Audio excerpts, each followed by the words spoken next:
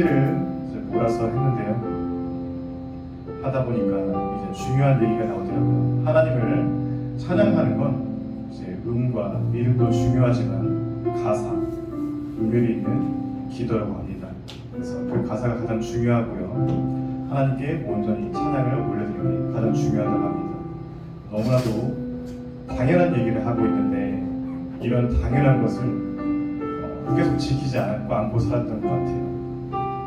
저 같은 경우에는 계속 음을 만드는 것에 더 집중을 하는 것 같아서 그런 면에 대해서 다시 돌아보게 됐습니다. 그리고 기도할 때 우리가 일방적으로 하나님께 통보하는 것만 있지 하나님의 음성을 듣고자 하는 그런 마음이 있는지는 잘 모르겠어요. 이제 주변 청년들을 제가 판단할 수 없으니까 계속 나의 경우만 얘기하게 되는데요. 그걸 남의 부탁드립니다. 남을 판단할 수가 없으니까요. 네, 저 같은 경우에는 계속 통보하는 기도만 하더라고요. 그래서 만약에 저와 같은 영적인 습관을 가지고 계신 분이 있다면 하나님의 음성에 더 귀를 기울이고 하나님의 응답을 듣고자 하는 마음을 더 집중하는 게 좋다고 생각합니다. 예, 하나님의 음성을 듣고자 기도하면 찬양하시겠습니다.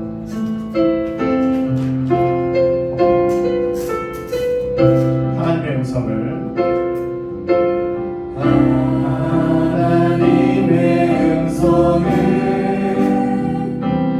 듣고자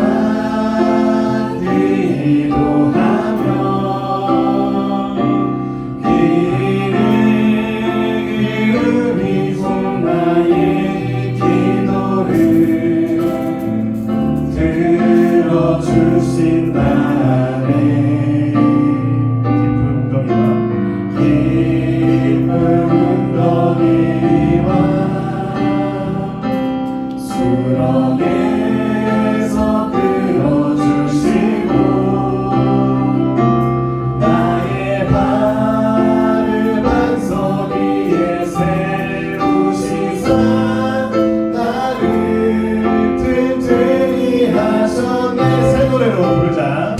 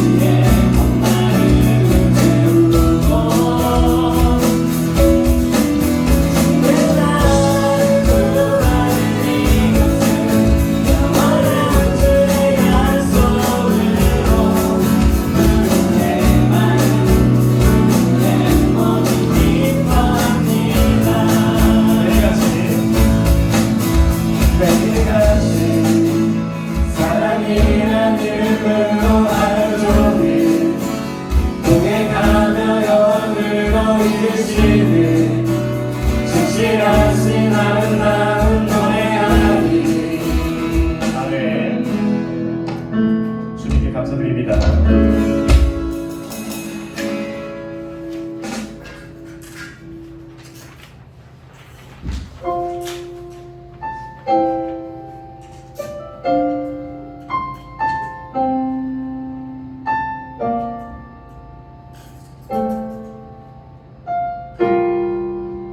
당신의 시간을 두고 당신은 시간을 뚫고 이 땅 가운데 오셨네. 우리 없는 하늘 원치 않아 우리 삶에 오셨네. 자신의 편안 버리고 우리에게 평안 주셨네. 가장 낮은 자의 모습으로 우리 삶에 오셨네.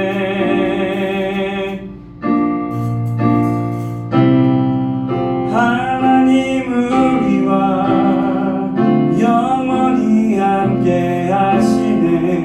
꿈없는 우리의 그 나라 보여주시네. 연약한 자들의 친구가 되어주시고 힘없는 우리의 인생을 위로하시네.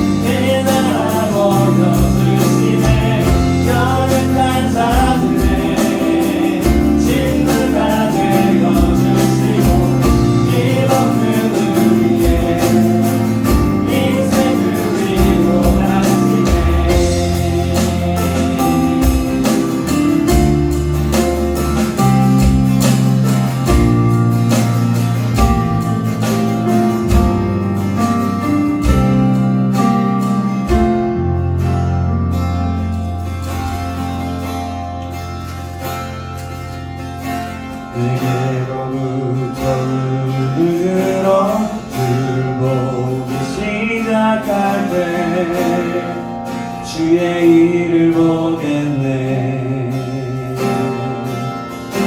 왕된 마음 돌이키사 하늘에 크게 하네. 주님을 볼 때 다시 한번 내게로부터 눈을 들어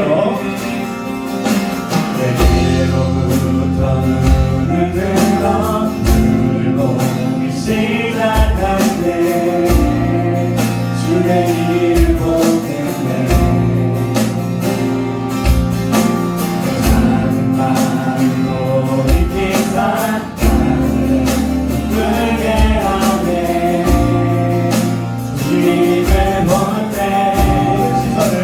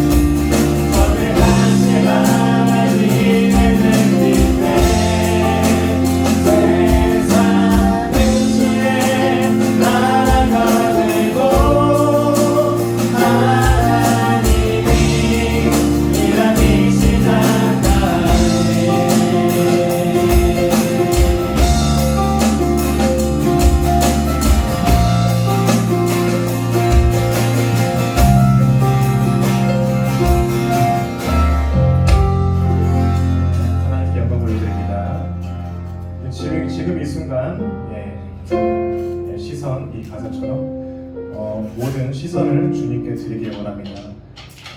때로는 살면서 저 개인적으로 느끼는 건데요. 이제 그 모든 문제를 다 내려놓고 내 모든 관심을 내려놓고 하나님께 집중해야 될 때가 있습니다. 지금이 그때고요. 온전히 하나님께 집중할 수 있도록 그 모든 다른 생각들을 내려놓고 주님께 집중하는 시간을 가지기 바랍니다. 하나님께 구하길 원합니다. 하나님을 경험하는 삶을 살기 원합니다. 하나님을 경험하여서 내 주변에 있는 그 모든 수많은 아름다운 것들이 더 이상 눈에 들어오지 않게 해달라고 기도하길 원합니다. 하나님께 집중하길 원합니다. 그리고 하나님께 만약에 집중하는 것이 만약에 막힌 게 있다면 그 모든 것들을 다 물리쳐달라고 기도하길 원합니다. 기도하시겠습니다. 하나님 아버지 감사드립니다. 지금 이 순간 모든 관심을 주님께 드리길 원합니다. 하나님 아버지 그 저희 시선을 빼앗는 것들이 있습니다. 저희가 그런 것들이 너무 많이 있습니다. 하나님 아버지 하나님께 집중하기 부탁드립니다. 어떻게 감동이 있기 때문에 이 모든 감동들이 주님 나오는데 감사합니다. 하나님 아버지 모든 것을 내려놓고 주님의 주님을 내 자신의 주님을 내 자신에 주어서 하나님께 모든 집중을 삶에 되게 하여 주시옵소서. 하나님 아버지 하나님의 경험을 삶에 되게 하여 주시옵소서. 그래서 제 모든 모든 것이 벌써 관심을 돌아주게 해주시옵소서. 하나님께 집중하기 원합니다. 그리고 오늘 말씀 들으시는 목사님 함께 해주시옵소서. 그 목사님의 건강을 지켜주시옵소서. 우리 건강을 지켜주시옵소서. 이렇게 하고 있다면 이렇게 채워주시옵소서. 우리 잘못하는 것들은 아무것도 하나님 아버지 이 말씀 함께 해주시옵소서. 하나님 아버지 하나님 아버지 말씀을 주시옵소서. 하나님 아버지 감사드립니다. 오직 예수님의 이름으로 기도드렸습니다. 아멘.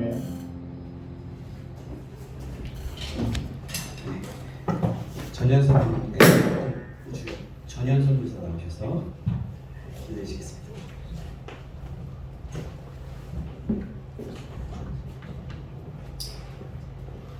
같이 기도하시겠습니다. 하나님 아버지 함께 모여 예배하고 교제하며 믿음 안에 성장할 수 있는 우리 청년 공동체를 주심에 감사합니다. 한 주간도 진로와 학업 또 근로와 관계 등 불확실한 삶의 여정 속에서도 우리를 붙들어 주시고 인도하심에 감사드립니다. 그럼에도 하나님의 주인 되심을 때때로 인정하지 못했고 내 생각이 앞섰고 불안함에 휩싸여 염려했던 주를 고백합니다. 또 가족과 친구, 공동체 지체들과의 관계 가운데서도 사랑하며 섬기지 못하고 불평하거나 판단했던 죄를 회개합니다. 이 시간 우리의 죄를 예수 그리스도로 피로 덮으시고 온전히 하나님의 은혜 앞에 담대히 나가기 원합니다. 하나님, 우리 청년부가 예수 그리스도의 사람으로 하나 되고 서로 섬기며 복음의 능력을 증거하는 살아있는 공동체가 되기 원합니다. 이제 새로운 지체들과 함께 믿음으로 성장해 갈 수 있도록 부흥을 주시옵소서. 다음 세대들이 희망을 품고 살아갈 수 있는 교회와 대한민국이 되기를 간절히 기도합니다. 청년의 때에 주신 시간과 재능, 물질을 통해 주님의 뜻을 이루어드리며 살기 원하오니 각 사람에게 맞는 풍성한 은혜를 부어주시기 원합니다. 하나님, 이 시간 선포될 하나님의 말씀을 듣는 우리에게 믿음을 더하여 주시고 전하는 목사님께 성령 충만함을 주시기 원합니다. 이 자리에 함께하지 못한 지체들도 같은 은혜를 주시옵소서. 모든 것에 감사하며 이 모든 말씀 예수님의 이름으로 기도합니다. 아멘.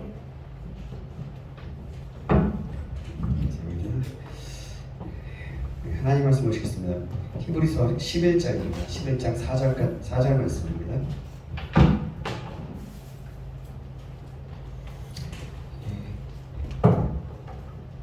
지난주 말고 지난주부터 히브리서 11장 말씀을 우리가 지난주 빼고 오늘 계속 이어지는데요. 바로 히브리서 11장 말씀을 좀 구체적으로 우리가 그 전에 믿음의 조상, 믿음의 사람들 시리즈로 했었다가 이번에는 이제 히브리서 11장이 나와 있습니다.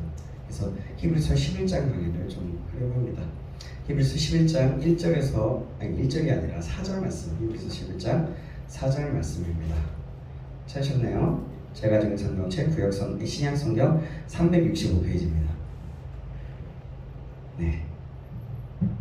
짜셨죠? 네, 우리 한 목소리로 같이 봉독합니다.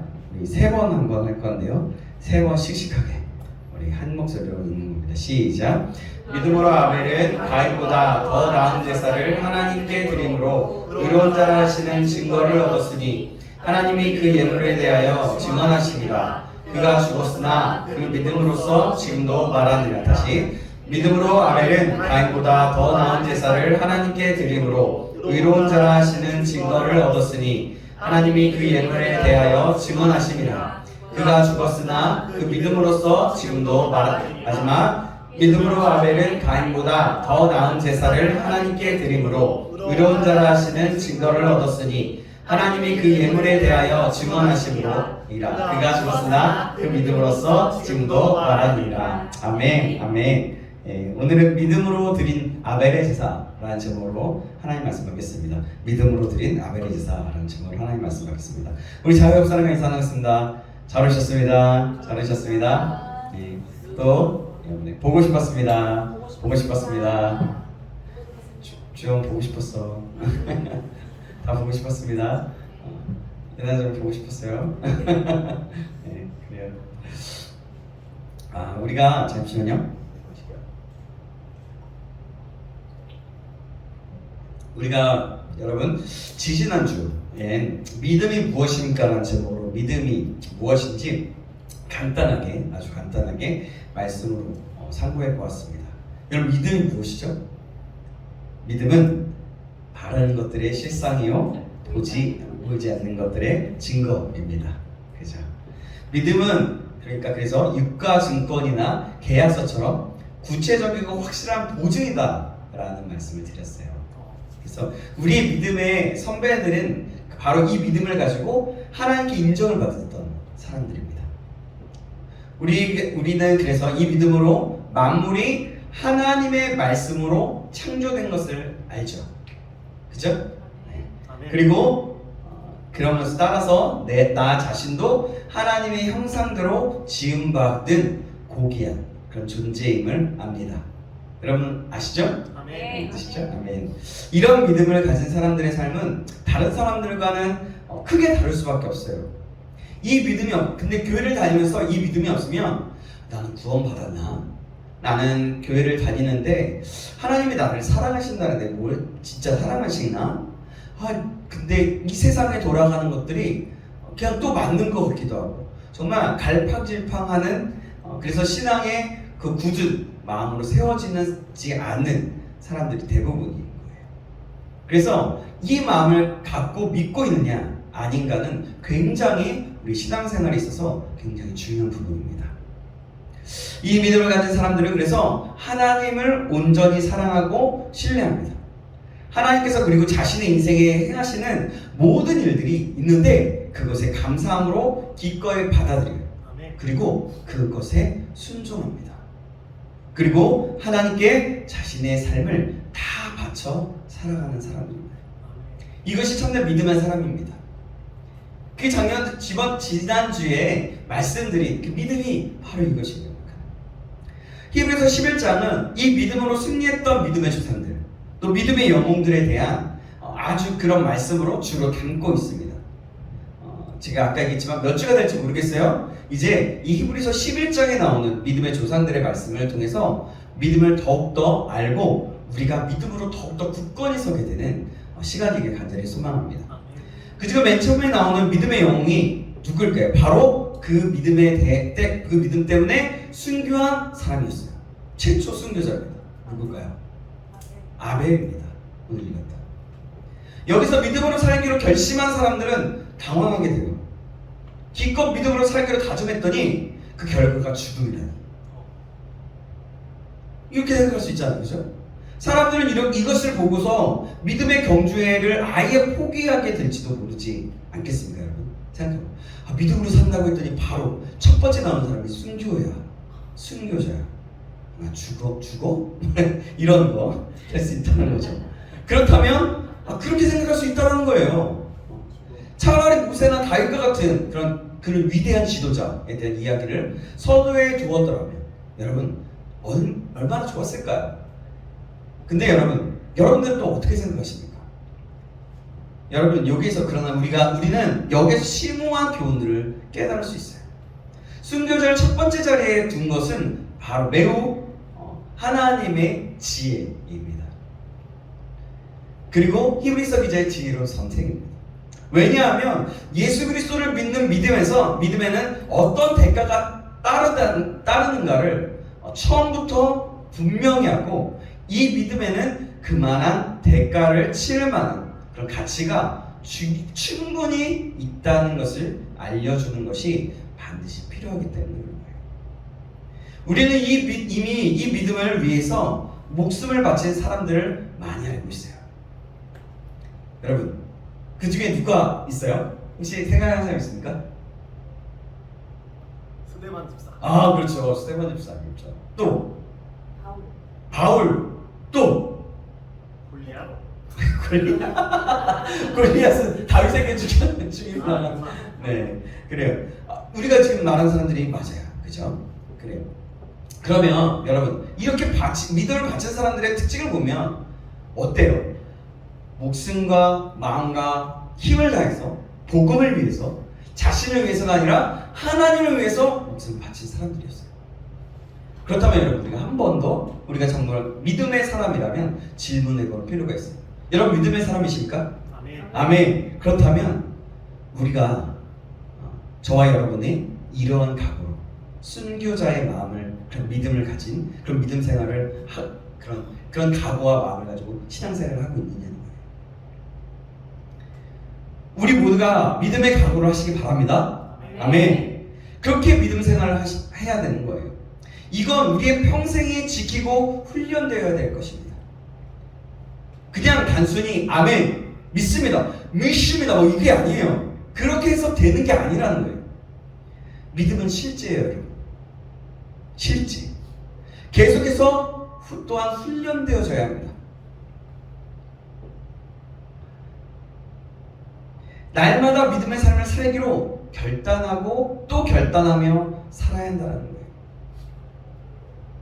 그렇지 않으면 우리는 죄 가운데 빠져가게 되어 있습니다. 우리의 잘못된 이 세상의 메시지, 그거에 영향을 받을 수밖에 없어요. 즉 뭐냐면, 우리의 삶에 여리고성과 같은 그 견고함과 그러한 강함이, 그 파워가 우리의 믿음을 시험하고 죄 가운데로 빠지게 하기 때문입니다. 여러분, 요즘의 세상을 보세요. 어떻습니까? 어떤 것 같아요? 모든 게 낮은 심적으로 진행하고 있지 않습니까? 자기가 오르면 다 오른 거예요. 자기가 맞으면 다 맞는 겁니다. 어떤 신념, 그러니까 자기를 믿는 거예요. 이것은 사실 인간의 교만함입니다.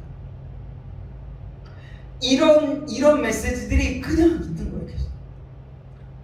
사랑한다, 누구를 위해 한다, 그렇지, 그게 모두 다 또한 자신을 위해서 하는 거예요.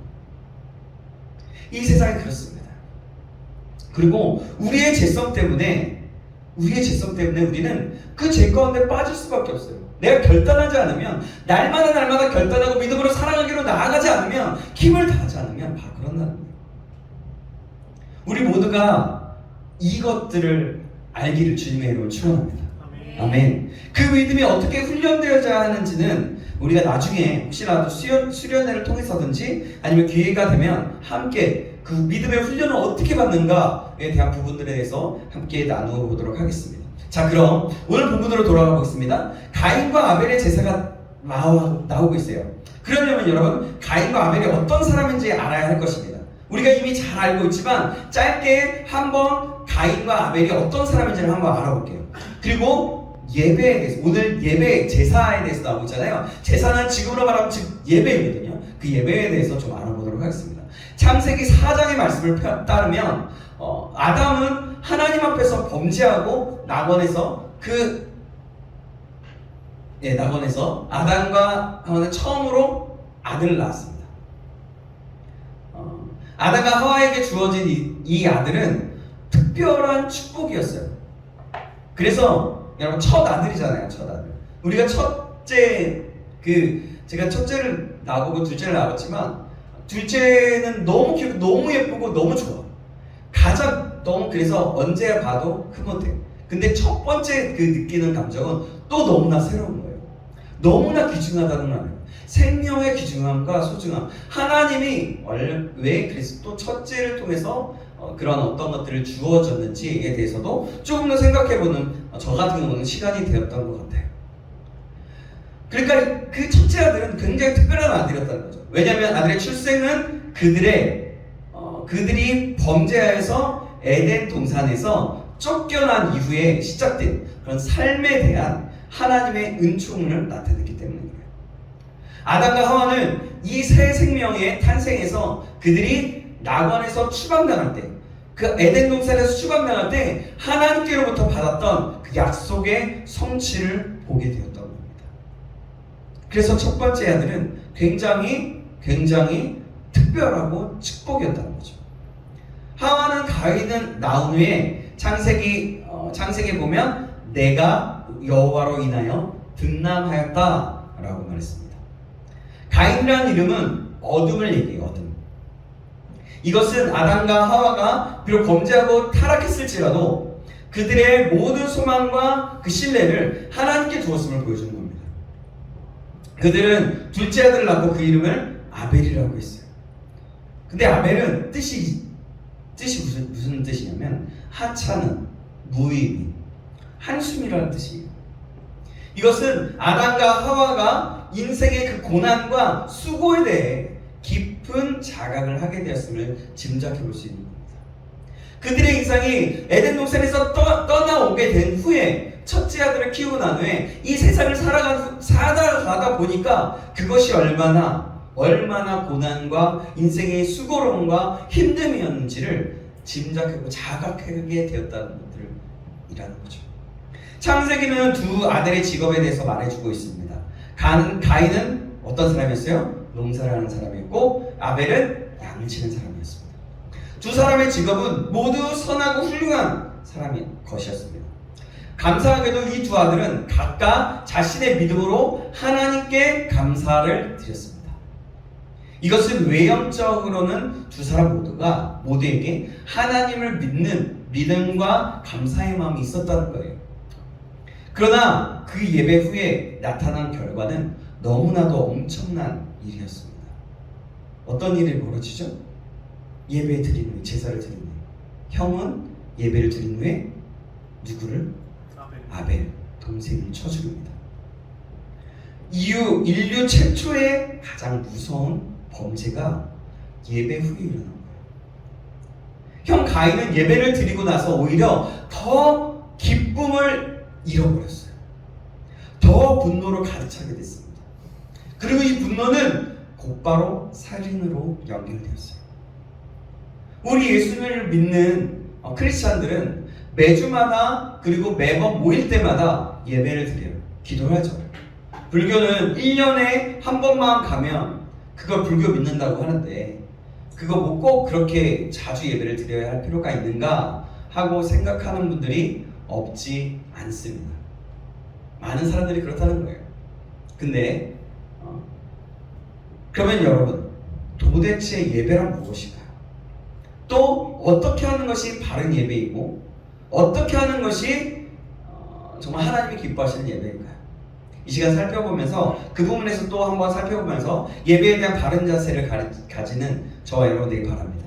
그래서 예배를 드릴 때마다 하나님이 기뻐하시는 예배를 드려서 하나님께는 영광이 되고 우리 모두에게는 하나님의 영광으로 인한 덤으로 주시는 그 큰 은혜가 날로 성숙된 신앙의 소유자로 자라나게 되기를 간절히 소망합니다. 그럼 예배는 무엇일까요? 예배란 어떤 것이냐면 구속함을 입은 우리 크리스찬 성도들이 믿는 그 사람들이 믿음의 사람들이 하나님의 거룩하심과 그의 온전하심을 묵상하면서 감사함으로 경배를 드리는 거예요. 예배란 말의 원어를 의미를 보면 섬기다, 절하다, 존경하다라는 뜻을 가지고 있어요. 영어로는 뭐라 그러죠? 워십이라고 그래요. 서비스라고도 합니다. 또 영어에선 본래 워십이라는 말은 worth 그러니까 worth하고 ship 즉 가치가 있다는 뜻에서 유래된 거예요. 그래서 10은 추상명사에서 붙여서 명사시키는 것이니까 예배란 가치 있는 것이라는 뜻입니다. 또 서비스라는 말은 예배란 뜻 외에도 섬기다, 봉사하다라는 의미를 가지고 있어요.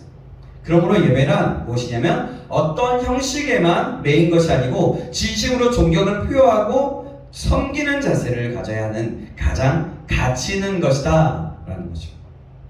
그런데 기독교 역사를 보면 구약에서부터 신약에 이르기까지 형식주의로 인해서 많은 문제점들이 있었던 것이 바로 예배라는 것을 알 수가 있어요. 구약 성경에는 많은 예언서들이 있는데 이 예언서의 내용 중에 많은 부분이 당시 형식화된 종교, 형식화된 예배에 대해서 주로 비판을 하고 있는 것을 볼 수가 있습니다.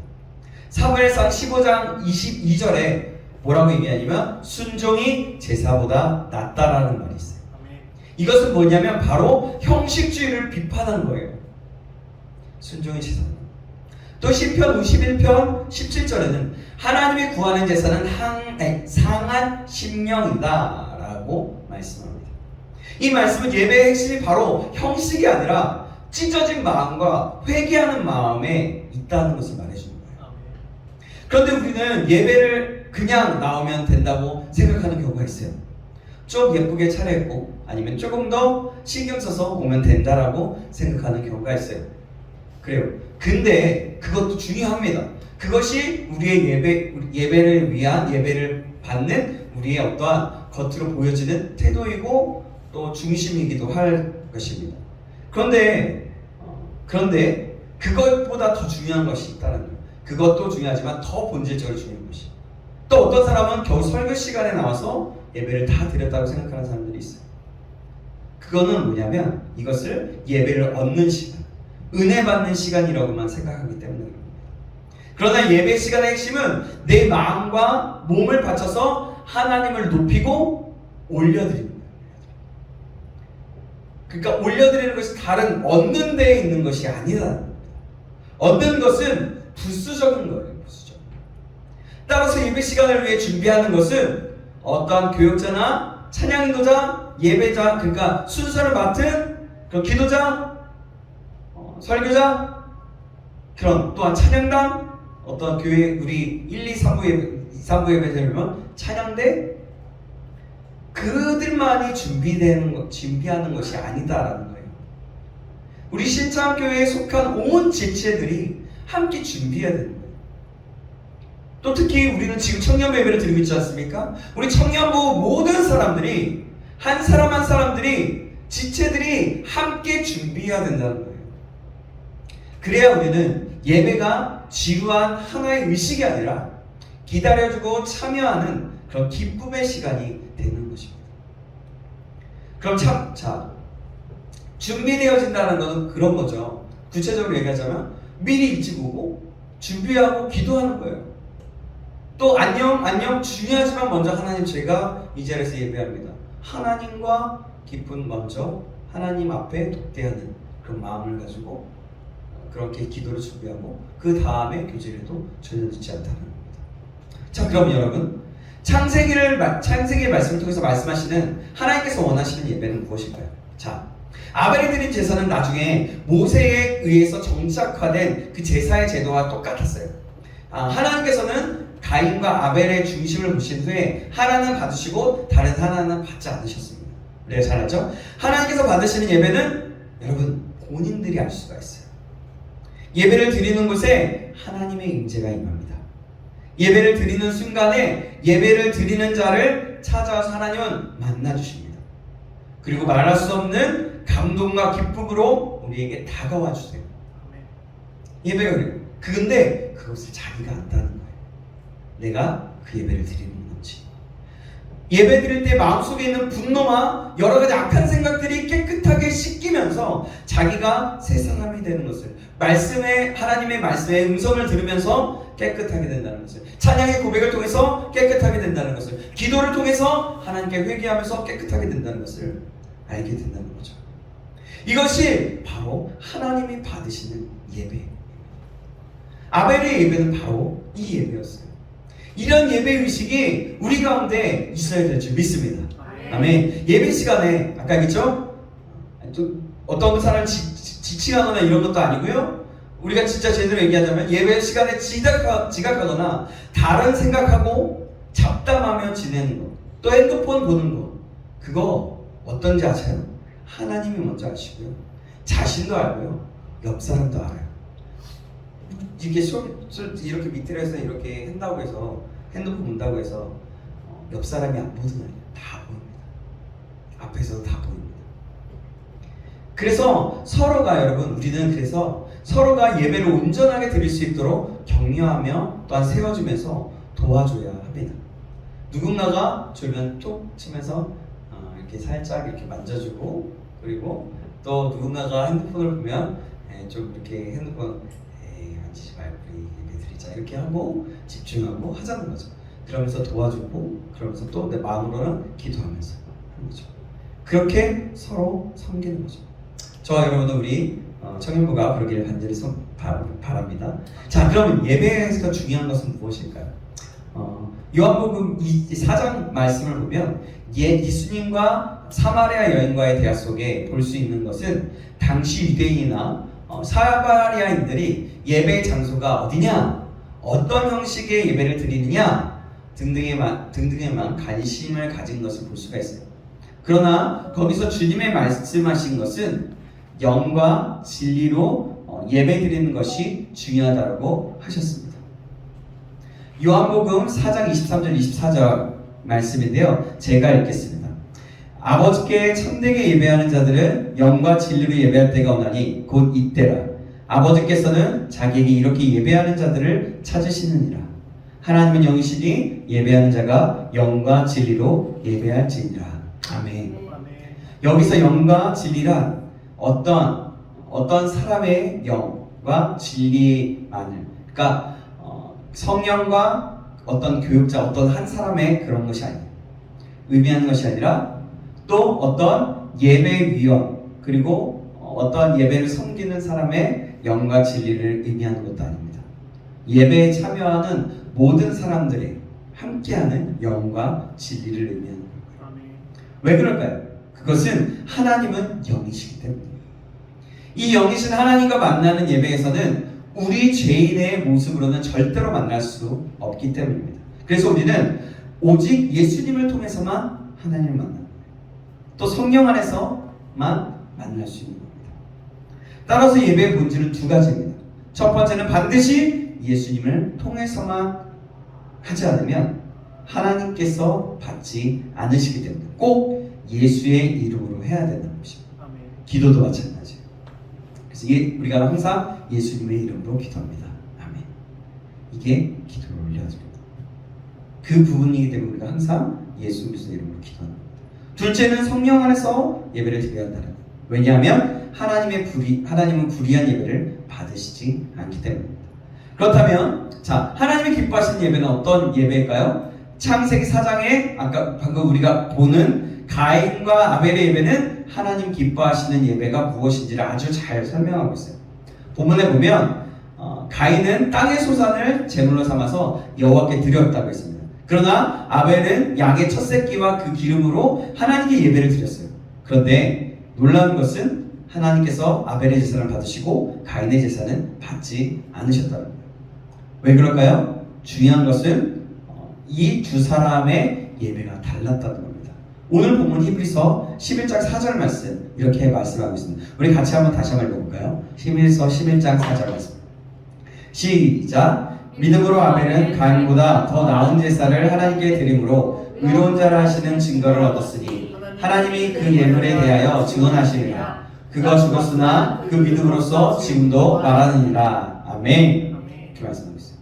가인이 드린 제사와 아벨이 드린 제사의 차이점은 우리 창세기 4장 3절에서 5절 말씀인데요. 이 말씀도 한번 찾아볼까요? 이 말씀은 핸드폰으로 하면 잠깐 북마크라든지 기능이 있지 않을까요? 네. 그리고 우리 성경책을 보면 잠깐 적어놓으시면 될 것 같아요. 자, 같이 적고 한번 보겠습니다. 창세기 4장 3절에서 5절 말씀. 5절 같이 시작. 세월이 지난 후에 가인은 땅의 수산으로 제물을 삼아 여호와께 드렸고 아벨은 자기도 양의 첫 새끼와 그 이름으로 드렸더니 여호와께서 아벨과 그의 제물은 받으시고 가인과 그의 제물은 받지 아니하시니라. 가인이 몹시 분하여 아들이 일어나니 여호와 아멘. 자, 여기까지. 가인이 거기까지 말고요. 이제는 거기 이거 여러 번 읽을 거거든요. 그러니까 제물을 받지 아니하시니라까지만 읽으면 되겠어요. 상반절만. 자, 그렇게 하나님께서는 이렇게 아벨의 제사는 받으시고 가인의 제사는 받지 않으셨다고 했는데요. 과연 이 두 사람의 제사에 어떤 차이가 있을까요? 가인과 아벨의 제사는 외형적으로는 별로 다를 바가 없어 보입니다. 그죠? 아까도 얘기했는데요. 그들은 모두 자기의 직업과 종교에 성실했어요. 아벨은 물론이고 가인의 경우도 그랬습니다. 가인은 밭에서 열심히 일했고 제단 앞에 나와서 하나님께 이 제물을 바쳤습니다. 그런데 왜 하나님께서는 아벨의 제사는 받으시고 가인의 제사는 받으시지 않으셨다냐는 거죠. 이 문제에 대해서 크게 두 가지의 해석이 있어요. 크게 하나는 두 사람이 드린 제물 자체에 문제가 있었다고 보는 견해예요. 또 하나는 제사를 드린 사람에게 문제가 있었다고 보는 견해가 있어요. 전통적인 해석은요, 하나님께서 아벨의 제사는 받으시고 가인의 제사는 받지 않으신 이유가 바로 제물에 있었다라고 하겠습니다. 보는 겁니다. 가인의 제물은 곡식이었고 아벨의 제물은 양이었어요. 다시 말해서 아벨의 제물에는 피가 있었고 가인의 제물에는 피가 없었다는 거죠. 하나님께서는 피 없는 가인의 제사는 받지 않으셨고 피가 있는 아벨의 제사는 받으셨다는 것입니다. 하나님께서 가인의 제사를 제사를 받지 않으신 것은 가인이 드린 제물이 잘못되었기 때문이었다는 거예요. 이것이 첫 번째 해석인데요. 이 해석을 지지하는 사람들은 하나님께서 타락한 아담과 하와에게 제사 드리는 법에 대해서 계시해 주셨을 것이라고 추측합니다. 또 하나님께서 타락한 아담과 또 하와에게 가죽옷을 지어 입혀주셨는데 이 가죽옷을 위해 짐승을 죽여야 했습니다. 여기서 피로 죄를 대속하는 그 제사의 개념이 제시되었다고 생각하는 거예요. 성경은 피 흘림 없는 죄 사함이 없다라고 말씀하고 있습니다. 히브리서 9장 22절 하반절에 보면 피 흘림이 없은즉 사함이 없느니라 라고 말했던 거죠. 그러므로 타락한 후에 하나님께 드려지는 모든 제사에는 피가 있어야 한다는 것입니다. 아벨은 이 말씀대로 죄를 대속하기 위해 어린 양의 피를 흘리고 제물을 드렸고 또 하나님께서는 아벨의 제사를 받으셨다는 것입니다. 그러나 가인은 이 말씀을 무시하고 피가 없는 곡식을 제물로 드렸기 때문에 하나님께서 가인의 제사를 받지 않으셨다는 거예요. 이 해석은 매우 은혜롭고 성경적입니다. 그러나 이 해석의 결정적인 문제는 상상과 추측의 근거를 두고 있다는 거예요. 이게 맞지만 그렇다면 성경에는 하나님께서 아담에게 제사법을 가르치셨다는 내용이 없어요. 그죠? 그리고 하나님께서 아담과 하와에게 가죽옷을 지어주신 것이 죄를 대속하기 위해 짐승이 죽은 것을 의미한다고 보는 견해가 있지만 그것이 그대로 적용되었다든지 그렇기 어렵다는 거죠. 나중에 이것은 예수 그리스도를 뜻한다라는 그런 해석이 나오지만요. 하나님께서 아담에게 제사법에 대해서 말씀하셨을 것이라는 것은 추측과 가정이라는 거죠. 그런데 확실하지 않은 것을 가정하고 이 가정을 근거로 본문을 해석하는 것이다라는 거죠. 지금까지 많은 분들이 본문을 이런 방향으로 해석하고 설교를 해왔고요. 저도 전에 이 가인과 아벨에 대해서 여러분들에게 한번 이 부분들에 좀 설교를 했었던 것이 기억하는데요. 그때도 저도 그렇게 해석했습니다.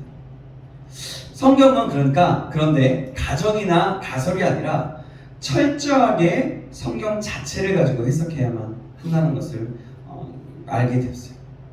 자, 그럼 또 다른 해석은 어떤 것일까요? 자, 보세요. 하나님께서 아벨의 제사는 받으시고 가인의 제사는 받지 않으시는 것은 제물의 문제가 아니라 제사를 드린 사람의 문제였다고 보는 거예요. 이 해석은요, 창세기의 본문과 오늘 히브리서 본문에 확실한 근거를 두고 있습니다. 다시 본문을 봅시다.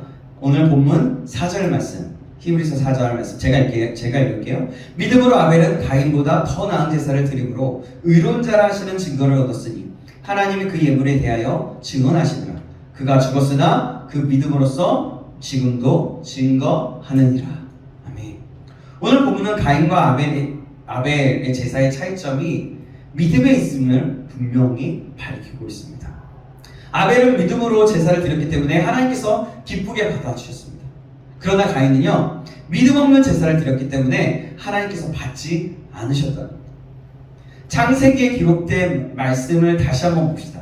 아까 창세기 4장 말씀 우리 다시 한번 볼까요? 창세기 4장입니다.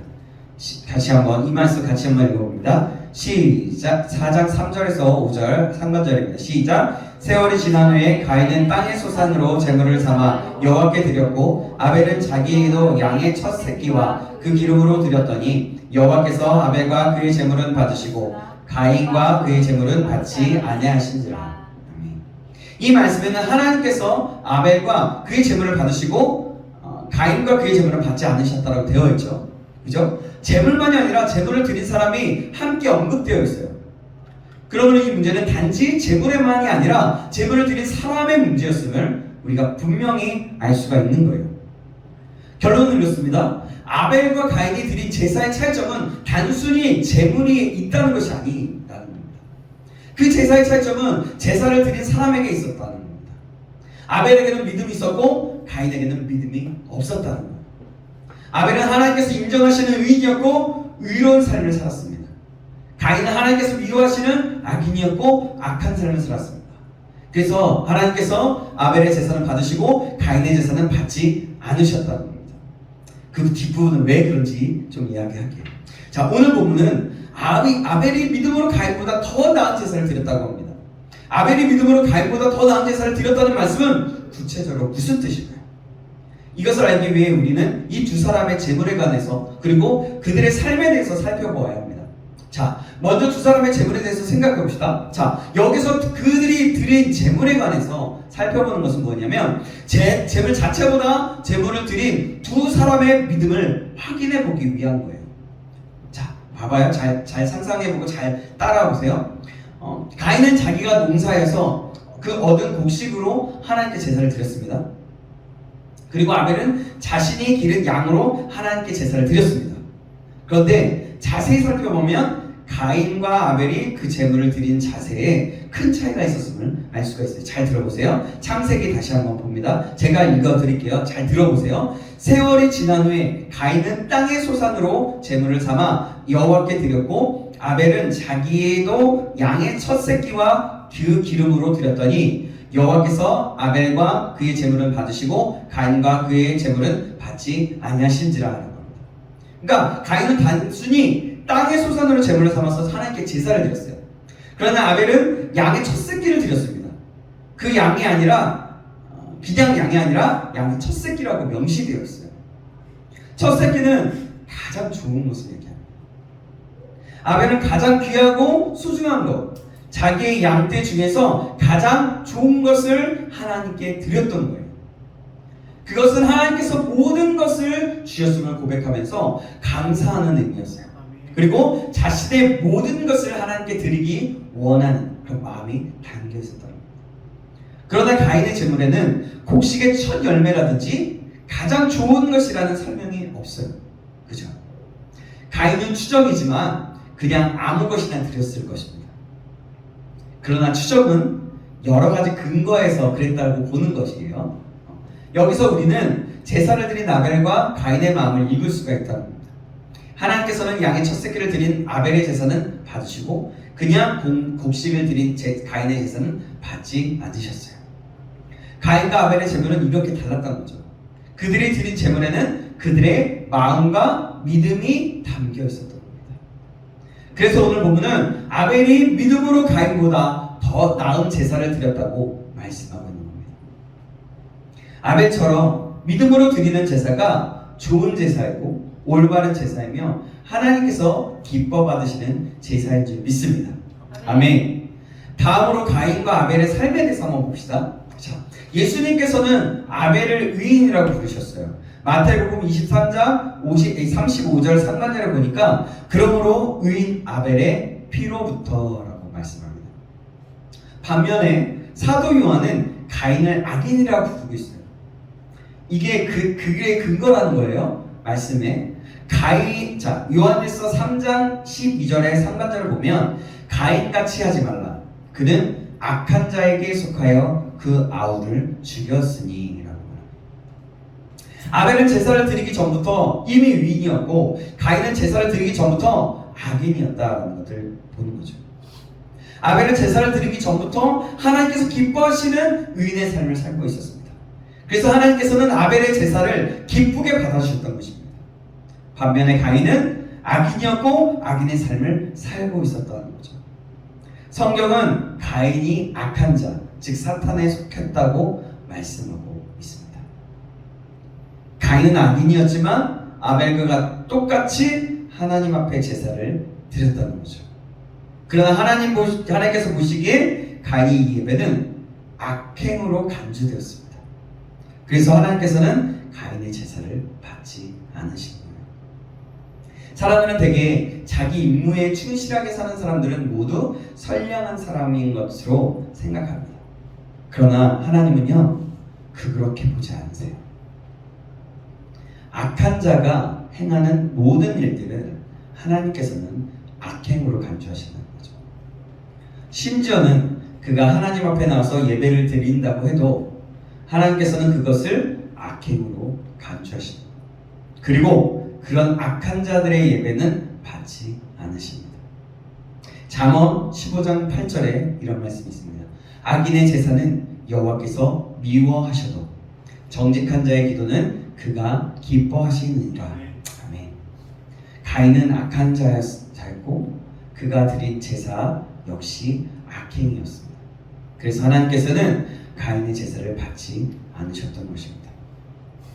제물과 아울러 제물을 아니요. 자, 잠시만요. 물 좀 마실게요. 하나님께서 요구하시는 그 제사는 믿음으로 드리는 제사입니다.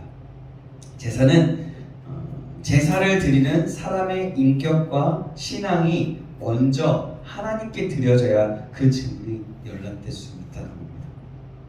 우리는 창세기에서 이것을 확인할 수 있다는 겁니다. 아까 창세기 적어놓으셨죠? 지금도 다시 한번 볼까요? 우리 같이 한번 다시 한번 읽어보겠습니다. 시작. 세월이 지난 후에 가인은 땅의 수산으로 제물을 삼아 여호와께 드렸고 아벨은 자기도 양의 첫 새끼와 그 기름으로 드렸더니 여호와께서 아벨과 그의 제물은 받으시고 가인과 그의 제물은 받지 아니하신지라. 하나님께서는 아벨과 그의 제물은 기쁘게 받으셨어요. 그러나 가인과 그의 제물은 받지 않으셨다고 했습니다. 웃겨서 죄송해요. 여기서 제물과 함께 제사 드리는 그 사람이 언급되고 있는 것을 볼 수가 있어요. 좀 큰일 났네. 큰일 났네. 아, 되게 지금 웃겨가지고. 네, 죄송해요. 네. 아니, 저 혼자 웃었으면 괜찮은데 누가 이렇게 저희 눈을 마주치면서 같이 웃는 거예요. 그래서 뻥 터져가지고. 네. 네, 어쨌든 자 다시 한번 집중해서 말씀 듣겠습니다. 자,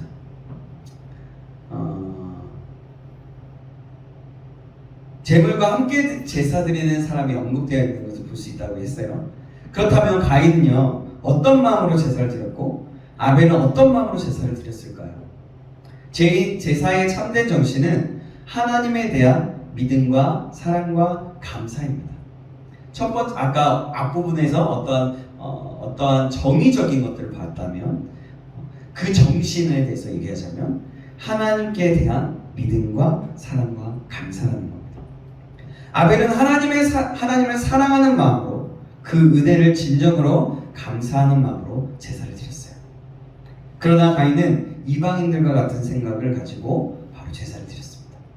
즉 이 제사를 통해서 하나님의 진노를 달래면서 단지 하나님께 복을 받고자 하는 마음으로 제사를 드린 거예요. 하나님이 화내지 마세요. 제가 예배 드릴게요. 그리고 하나님 복 주세요. 이런 거예요.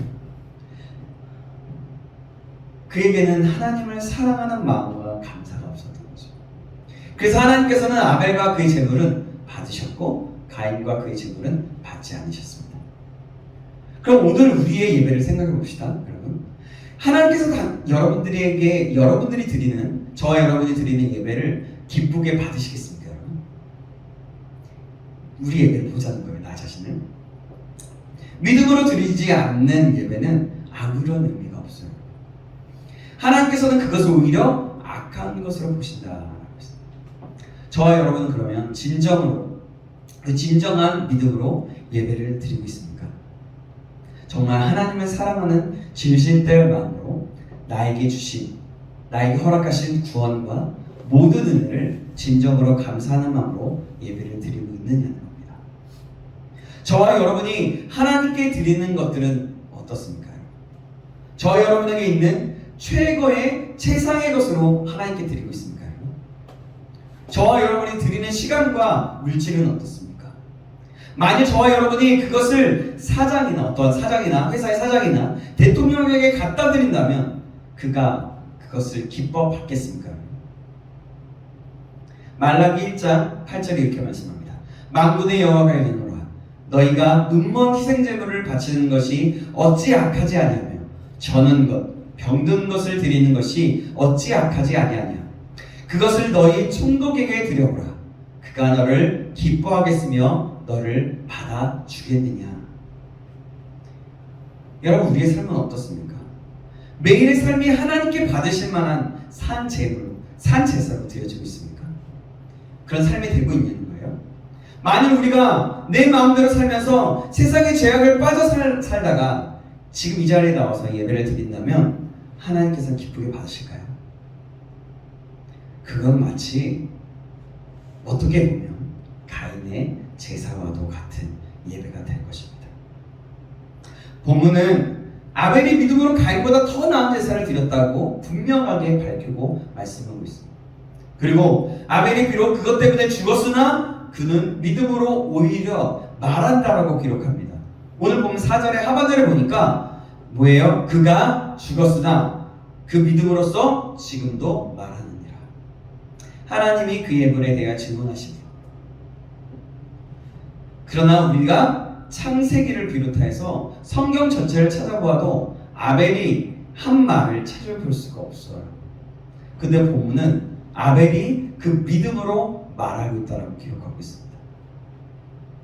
이 말씀은 아벨의 그 믿음의 제사가 그의 믿음의 행실이 그의 믿음의 삶이 오늘 우리에게 그 어떤 운명보다 어떤 말보다 어떠한 선포되는 어떤 것보다 강한 메시지를 주고 있다는 뜻입니다. 아벨은 그의 예배와 그의 삶과 그의 생애를 통해 그의 믿음을 보여줬다는 겁니다. 그리고 그의 죽음마저도 그의 믿음에 대해서 웅변적으로 말해주고 있다는 겁니다. 아벨의 삶과 죽음은 그 자체로 강력하고 분명한 믿음의 메시지였던 것입니다. 삶이 그랬다는 거예요. 삶이. 그의 생각이 그랬다는 거예요. 하나님이 인정하셨고 하나님이 말하고 있다라는 거죠. 하나님이 증언하셔서. 그렇다면 여러분 다시 한번 질문합니다. 저와 여러분은 무엇으로 우리의 믿음을 나타내고 증명하고 있습니까? 우리는 입술로만 하는 것이 아니라 우리의 삶으로도 말하게 됩니다. 우리의 증거가 확실하고 신빙성이 있으려면 입술의 말과 행실이 일치되어야 합니다. 아벨은 믿음으로 제사를 드렸어요. 그의 믿음은 최선을 다해서 준비한 그런 예물로 나타냈습니다. 그리고 거룩한 삶으로 증명하며 나타냈다는 거죠. 아벨은 바로 그 믿음으로 제사를 드렸고 하나님께서 그의 제사를 기쁘게 받아주셨습니다. 사랑하는 여러분, 저와 여러분은 어떻습니까? 우리는 믿음으로 거룩한 삶을 살아가고 있습니까? 그리고 그 믿음으로 예배하고 있습니까? 우리의 중심을 보시는 하나님께서 나의 믿음과 거룩한 삶을 보시고 우리의 예배를, 나의 예배를 기쁘게 받아주시기를 간절히 소망합니다. 아멘. 그런 하나님이 찾으시고 하나님이 기뻐하시는 자 되시길 주님의 이름으로 축원합니다. 아멘. 하나님은 삶으로 드리는 예배자, 또한 중심으로 마음으로 함께하는 예배자, 그 예배자를 찾으시고 기뻐하십니다. 그러나 가인은 그의 삶은 어떤 것을 증명하지 않고 오히려 성경의 예수님과 요한의 말에 빗대어 보면 그는 악인이었다라고 말하는 것을 볼 수 있듯이 그의 삶은 그리했다는 거죠. 다시 한번 여러분들에게 말씀드립니다. 저와 여러분 모두가 믿음으로 하나님께 예배하는 자, 아벨과 같은 삶으로 또한 마음으로 중심으로 예배하는 자 되시길 주님의 이름으로 축원합니다. 아멘. 기도하겠습니다. 살아계신 하나님 아버지, 오늘 말씀을 통해서 하나님 가인의 예배는 왜 받지 않으시고 또 하나님 아벨의 예배는 받으셨는지 하나님 말씀으로 알게 하심을 감사합니다. 아벨은 믿음으로 하나님께 제사를 드리며 예배했습니다. 그의 삶은 또한 하나님을 경외하고 하나님의 뜻을 따라서 의인의 삶, 거룩한 하나님을 바라보는 삶을 살았다라는 것들을 우리가 하나님의 말씀으로 상고해 보면서 묵상하면서 듣게 됩니다.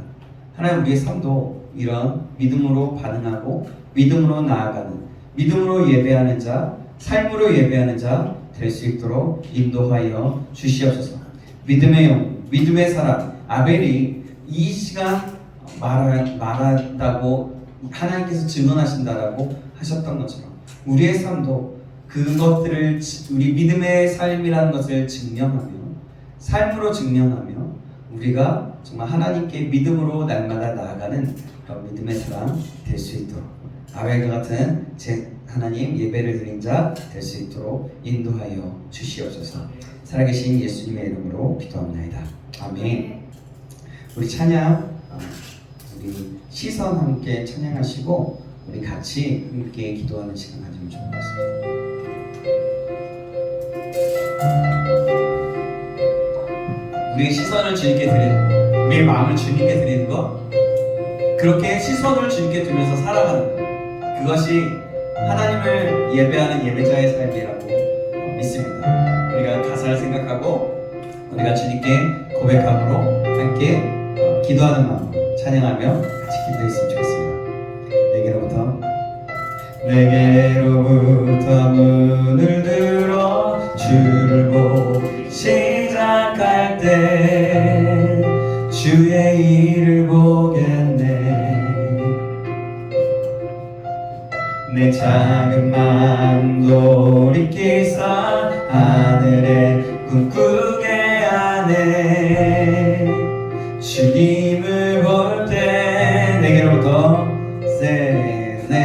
내게로부터 눈을 들어 주를 보기 시작할 때 주의 일을 보겠네. 내 작은 맘 돌이키사 하늘에 꿈꾸게 하네. 주님을 볼 때 모든 시선을 주님께 드리고 살아계신 하나님을 느낄 때 내 삶은 주의 역사가 되고 하나님이 일하기 시작하네. 아멘. 우리 함께 이번에 2절을 부르면서 함께 찬양하시기 원합니다. 성령이 나를 변하시며 성령이 나를 변하시며 조금 사라질 때 주의 일을 보겠네. 함께한다. 함께한다는 가운데서 주님만 알게 되니 주님을 볼 때 모든 시선을 주님께 드리고 모든 시선을 주님께 드리고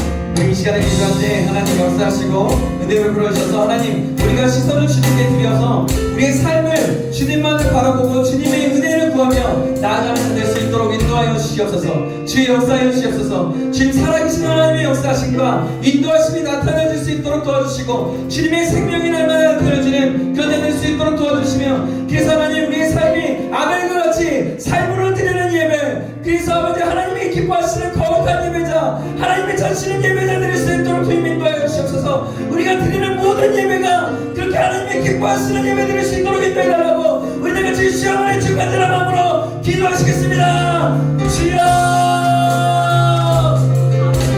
살아계신 하나님 그렇습니다. 하나님 아버지 좀 주시옵소서. 하나님이 찾으시는 예배 드릴 수 있도록 인도하여 주시옵소서.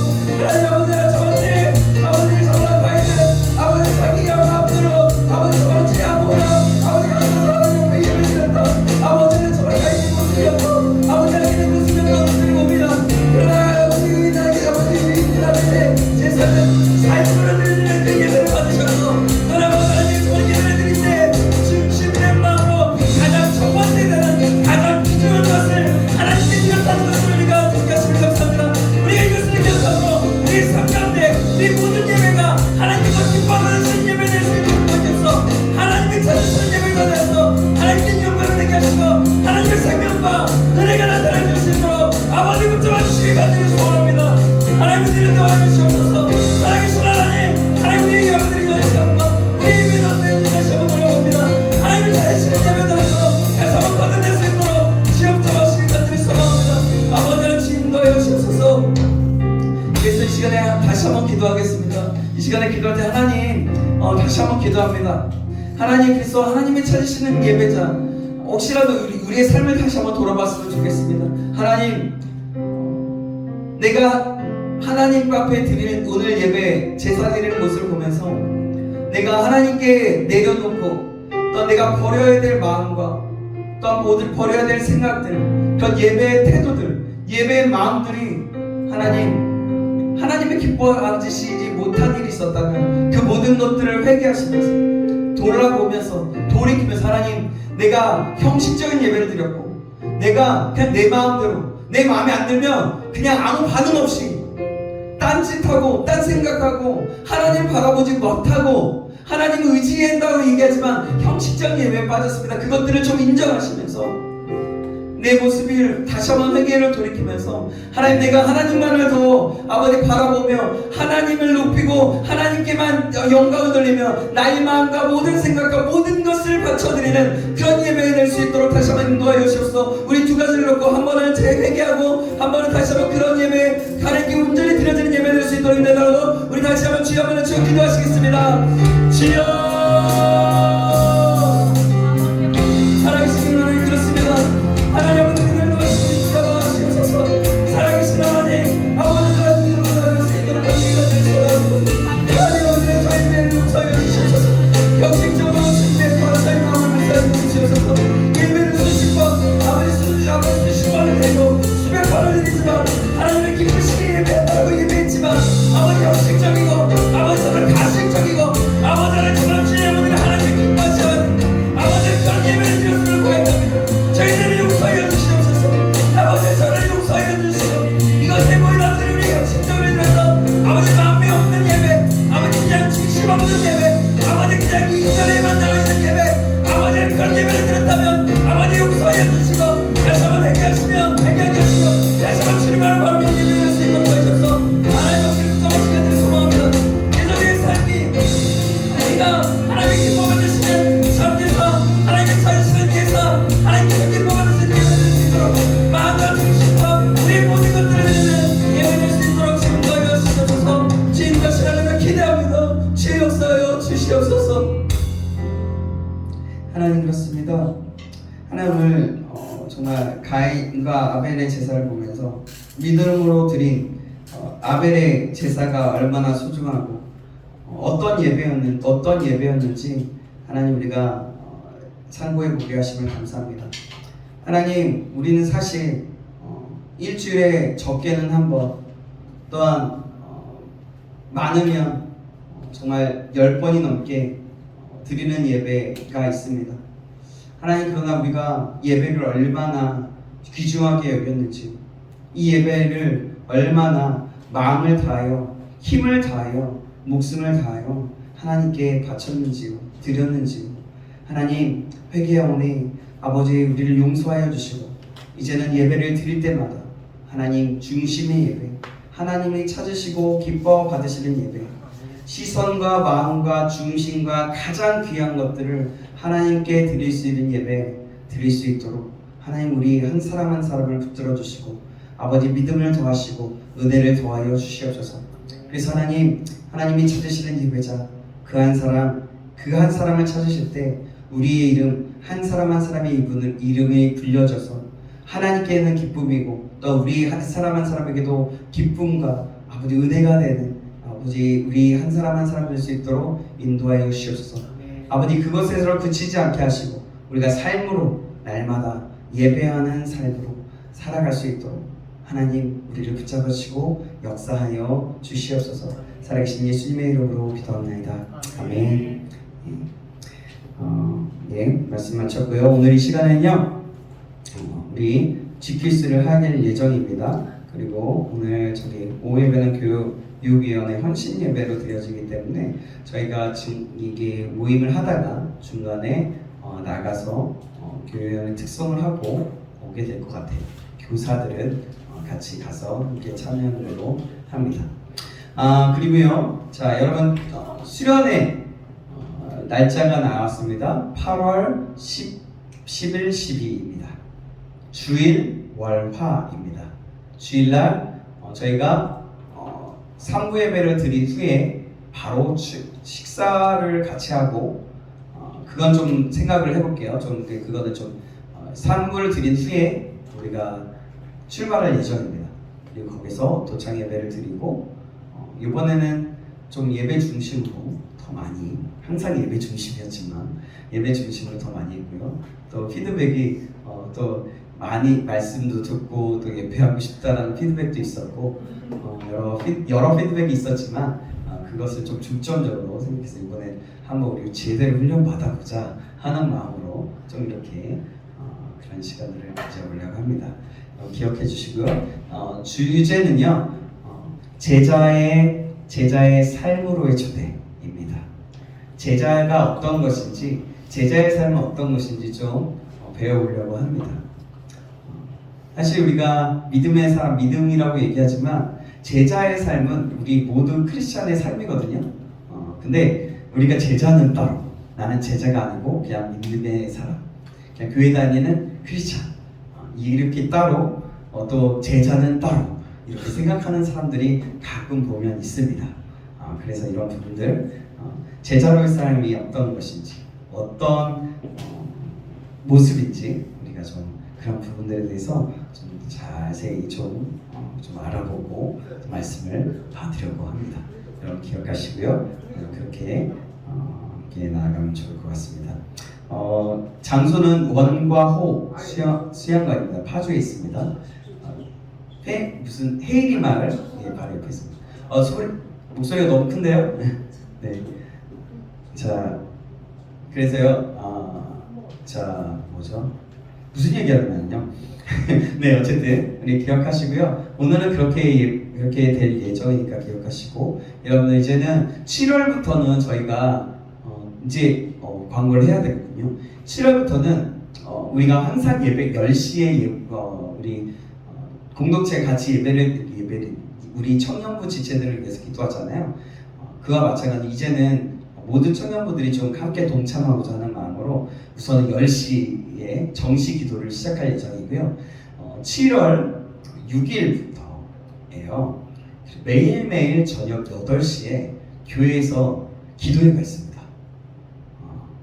우리 교회에서 기도회가 있고요. 우리 청년들은 같이 참여하면 더 좋을 것 같고 우선은 교사들 위주로 진행될 예정입니다.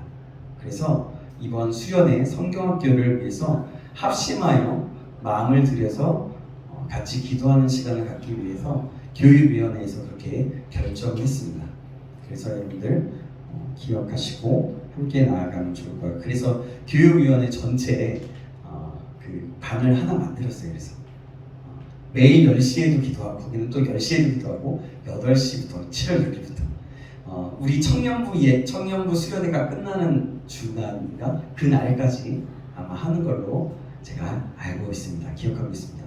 날짜는 되게 정확한 거 아니니까 그렇고요. 큐티책 나왔습니다. 큐티책 잘 받으시고 우리 큐티하는 우리가 되었으면 좋겠고요.